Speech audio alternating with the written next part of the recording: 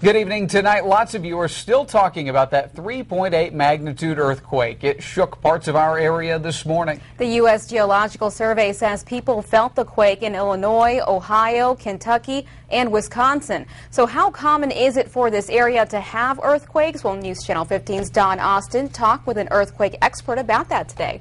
Mark, I should not comment at all. According to the Indiana Geological Survey, earthquakes in northern Indiana are rare. Today, an IPFW geology professor told us this likely will not be the last earthquake in this area. Actually, I just waking up, suddenly I found a jolt, and I just wondered what it is, and didn't think very much about it. Then the phone started ringing, then I knew.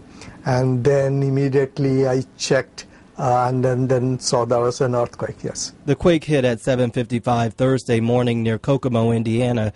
We talked to a professor of geology at IPFW. He says the entire Midwest is rising because pressure placed on the earth from the Ice Age is no longer present. So what does that mean in terms of quakes? The faults are activated because of the slow movement, upward movement.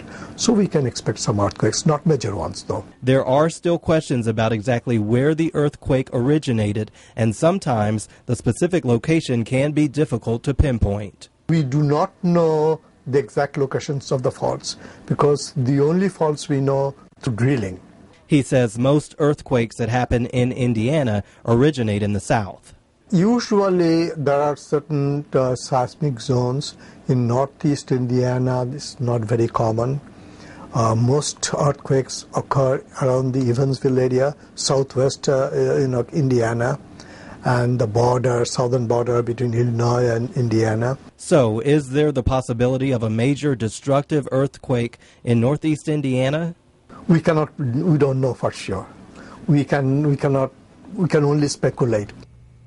He also said the magnitude of an earthquake and the quality of building construction in an area are both major factors in terms of how destructive an earthquake could be. The last major quake we felt this far north was the 5.2 quake back in April of 2008.